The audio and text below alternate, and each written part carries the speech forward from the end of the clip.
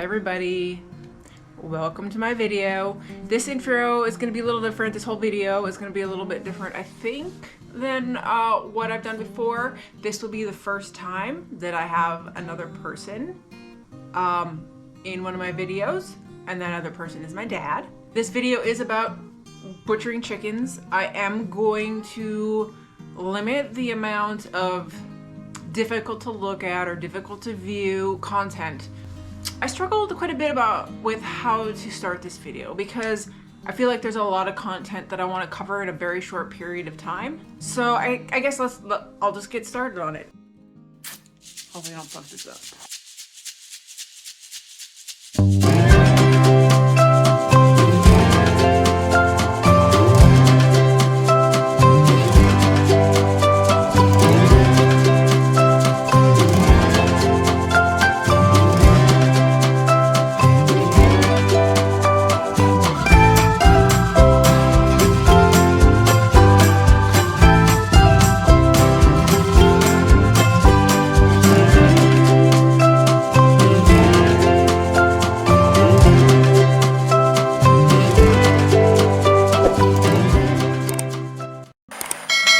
One of the reasons I chose to do this video is because I think that sourcing your own food is very important. And I think that understanding where the food that you buy comes from is also important.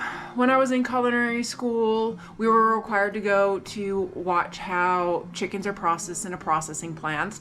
And then we were also required to watch a video on how beef is processed on a factory farm. Which, by the way, not super, as with any factory farm, gross. If people had to see how their food was made, I think a lot of people would think differently about their choices. But then again, I mean, if we've learned anything, probably not. And from that, my understanding grew even more about how, as a professional cook, it's very important to understand the conditions and the process that it took for the protein that I prepare or that a cook prepares in a restaurant for people. So in addition to being, raised on a sustainable farm and understanding exactly where my food came from, and then going to culinary school and them sort of infusing in me how important it is to know where my food comes from, I just automatically think it's important to know where your food comes from, especially after seeing the conditions in factory farms. I just think if more people understood that concept, like where their food comes from and the conditions and the not even just for the animals, but for the people working in those places, if they understand them, or maybe they'd reduce their consumption, or they'd find local sources. So in addition to that, I'm going to sort of just go over what it takes to raise chickens, and then I'm going to do a portion on how to process or harvest chickens. And then after that, I hope to show you the difference between a farm-raised chicken breast and a chicken breast that you can just pick up in Costco or anywhere else. When you're thinking about raising your own chickens, the first thing you're gonna have to think about is where you're gonna source them from. 2 ways to source baby chickens. Online, there's plenty of sources, and then a local feed store or a local farm supply or tractor supply store should have the ability to order you baby chickens. The second thing you want to consider is how many chickens you're going to order. Some will expire before the date they can be harvested. According to my dad, he ordered 40 and 6 of those passed away before the day he could harvest them, and so that's about a 15% loss. When it comes to feeding your chickens, you'll want about 10 pounds of feed per bird. My dad said that he leaves the lights on 24 hours in the shed so that the chickens will eat for 24 hours, essentially. If you turn the lights off, the chickens will only eat during the daylight, and they'll grow slower. The size that you would want to raise them to is about 3.5 to 4 pounds. Which should take between 31 and 45 days, and then again, depends on how much you feed them. Because one of the things with a bird that's been bred for meat is they grow fast, they grow heavy, and then they are unable to stand for long periods if they get too old. They also develop heart issues and things like that. So you want to make sure you know a bit about the breed of chicken that you've purchased for this purpose. Third thing that you're going to want to consider is where you're going to house and raise the chickens to the appropriate size. According to the internet, you need about 1.5 square feet per chicken. And then for their bedding, you want to use pine shavings, which can be sourced from a variety of different places. My dad, being my dad, made his own shavings out of trees that he milled himself. That's not, feasible for a lot of people. So you can probably get wood shavings at your local building center. You can even get shavings at tractor supply companies, feedlots, things like that. Anywhere that you would order baby chickens from should have the bedding and the food available.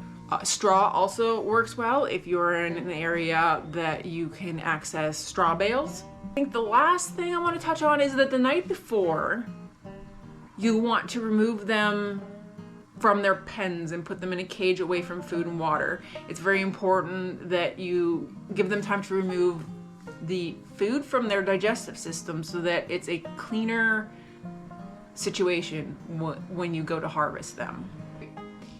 If you're looking to butcher chickens to save money, I don't know for sure if that's feasible, because when you count the cost of purchasing the chickens, the time spent raising the chickens, the food, the bedding, the time to slaughter them, you also want to make sure that you have a place that you can do and process all these chickens, and obviously sanitation is very important.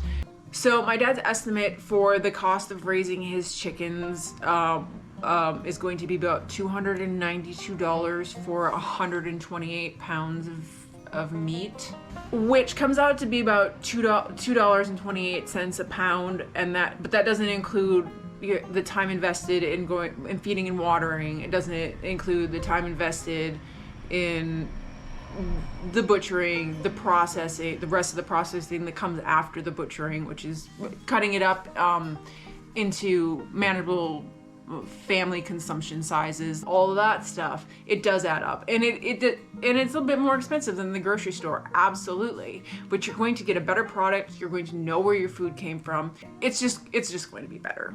So anyway, I think I'm gonna get on to the video I shot with my dad this past Saturday. Thanks for sticking with me this long. I hope you enjoy what's coming next. And probably if you're one of my vegan or vegetarian watchers, you might want to just skip ahead to the end in case I have something else to say about the situation. If you've made it this far and you're vegan or vegetarian, thank you for listening to me talk about meat. If you have any questions or anything at this point, feel free to leave them down in the comment section. And if you're not yet, please subscribe to my channel and turn on those notifications so you know when I drop my next video. Thank you. Hello, everybody. So I was gonna shoot this before I did what I just did, but I did it that first instead. So I am coming to you today from my dad's backyard. I had asked for 10 home-raised chickens from him this year, and he said that I had to come and help butcher, and I have not butchered chickens since I was probably 11 or 12. I had been thinking about this for quite a while because I knew I was going to have to help, and it had been about a month and a half of me thinking about what it would feel like to take the life of an animal that I was going to eat, because it had been a long time since I had done anything like that. I wanted to prepare myself because I have become citified. So I really didn't know how I was going to react. I thought I might cry.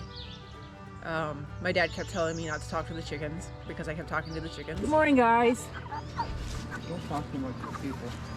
I'm sorry, you're going to have to be my food. In the end, I cut the neck of 4 chickens and totally gutted 2 of the chickens, and because I was recording for a lot of the other stuff and asking my dad a lot of questions. Ultimately, I think I came out of it fine. So what's the temperature? 145 to 150 is what it should be. I'm not sure how accurate this is.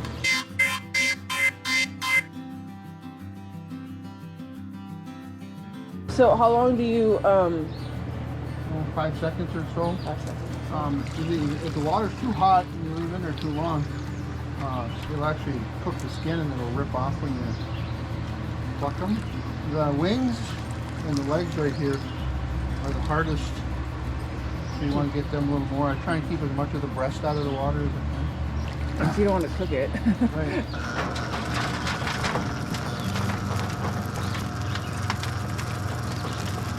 While I'm holding it on here, these other feathers are getting pulled off in my hand just from the pressure. Did you make this chicken tucker? I did.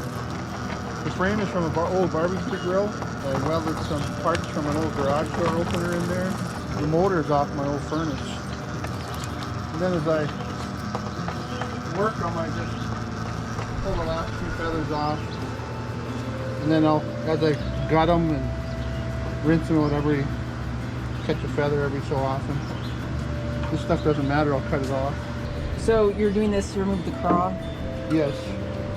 And then there's a lot of glands in the neck skin. So I just cut that off and then I go, here, Sable.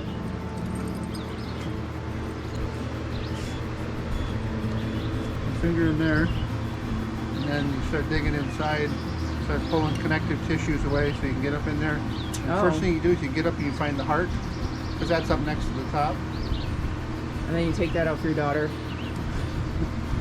Yeah. And then the lungs. Take your finger and you follow the rib down towards the backbone. And there's a lung. Of course, they have 2 of them. I would hope. And then I always try and keep everything hanging over the edge as best I can to avoid any contamination. And Grandpa and Grandma always used to save the tails and cut the oil can off. I found that to be a great waste of time. Was that Grandpa's favorite part, the tail or something, or why did she spend the time doing it? There's a lot of flavor there because it's all fat. So is that just plain water? Just cold water. A lot of people don't even bother saving this. The liver? The liver or the gizzard. Well, there's the. That's you don't want to cut tragedy. that green thing right there. That's bile, right? Yeah. So I end up with 2 pieces. Fill that with water. Yeah.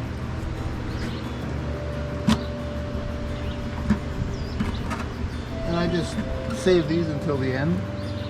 But the heart, it's got the pericardial sac there, and you just cut the top off. And you just take the next chicken and you do it all over again.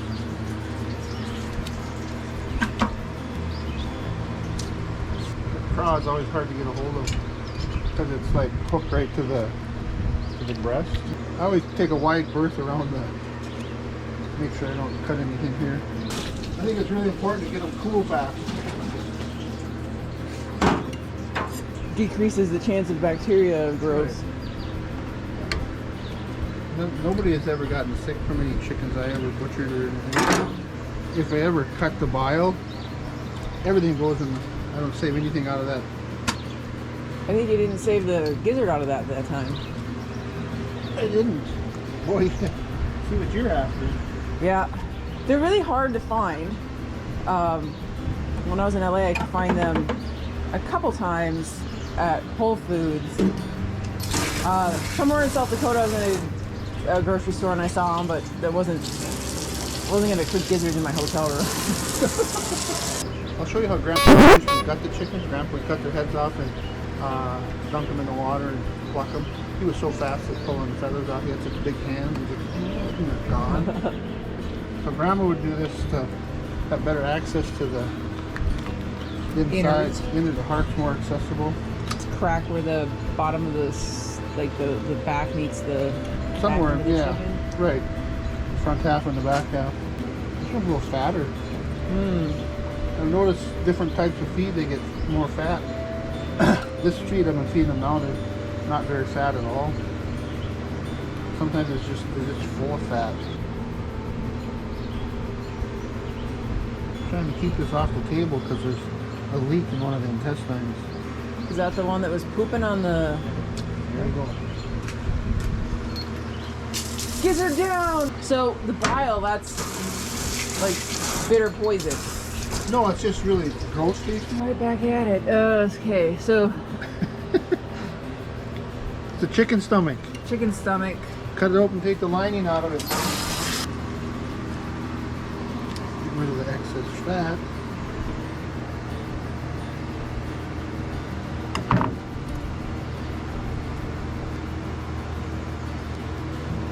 A lot of muscle. It's very strong because that's what grinds their food.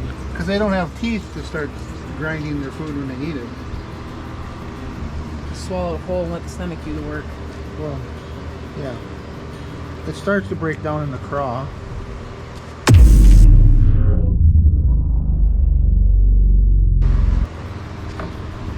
you get that? How quick that was? I don't know, it was so quick. I'll see it later in the editing. So big manufacturing companies probably are not saving this stuff. They're probably selling it for like dog food or something. No, right? Like every chicken byproduct. Well, where do you suppose chicken gizzards come from at a restaurant?